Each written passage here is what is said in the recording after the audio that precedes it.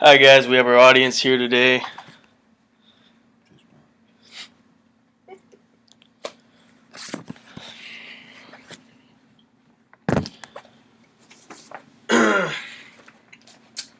Hi, my name is Mike, and today I will be informing you guys about the use and history of tobacco products. It is said that approximately 852 million people in the world use tobacco products. Granted, there are probably more who use tobacco products but don't come out and say that they use tobacco products. Almost anywhere, people are able to buy tobacco products, and I can't think of one person who doesn't know anybody who has never seen or dealt with a tobacco product. But to get started, what really is tobacco? Tobacco is a green plant that is dried up, and it can be used in several ways. Tobacco products can be used for cigarettes, chewing tobacco, or snuff. The start of the first tobacco started in France by a man named John Nicot. Hence, this is where we get the name nicotine. From there, it was first successfully used as a commercial crop in 1612 in Virginia. Tobacco was originally used for pipe smoking, chewing, and snuff. Cigars didn't become popular until the early 1800s, and cigarettes became world known after the Civil War. I am informing you about tobacco for the fact that it contains over 4,000 harmful chemicals, and nicotine happens to be one of the worst ones for you. Once we experience nicotine, it makes us want more. See, it enters our bloodstream, and because it is a stimulant, it speeds up our nervous system to make us feel like we want more and more. Once you get addicted to tobacco, it is said to be very hard to quit. As I just mentioned, there are several kinds of tobacco, and the first one I want to touch on is cigarettes. Cigarette smoke gets absorbed into your bloodstream, and your heart beats up to 10 to 25 more beats in a minute.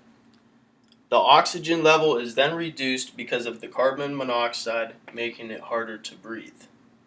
Chewing or smokeless tobacco is absorbed through the gum and cheek, and nicotine is taken through the mouth tissues, and snuff, ground tobacco, is sniffed, not snorted, into your nose, once again getting into your bloodstream.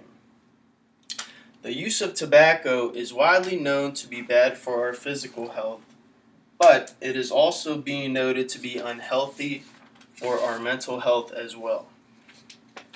People tend to use excuses to continue tobacco, such as routine, a lot of stress in their lives, anxiety, and depression. Stress, anxiety, and depression are all related to each other, and with the use of tobacco, the user feels as though they are more calm and under control. Once they are addicted to tobacco, and if they decide to quit, the symptoms of their anxiety, depression, and stress only get much worse. Physically, tobacco use takes a toll on the user as well.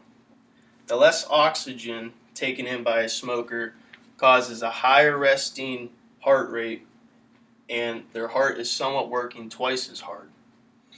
Smoking damages the lungs and can build up a black tar-like substance in them as well. Tobacco users are generally less active than non-tobacco users. Some of the worst effects of tobacco that it can have on a person is that it can cause blood clots in the brain, therefore leaving the person to have a stroke, high blood pressure, cancer, tooth and gum disease, heart attacks, and if a woman is pregnant, she can experience a miscarriage, premature birth, or the baby can be born with a cleft lip. With all of this said, it sounds like a tobacco user would want to quit. There are many different ways to try to quit tobacco. The first thing to do would to go cold turkey, and that is when the user just stops tobacco products without any help. Another way is to slowly decrease the amount of tobacco the person uses daily. Some say to distract yourself and constantly remind yourself of the reason why you're quitting. They say that there are much better things out there, whether it is for yourself, your significant other, or for your kids.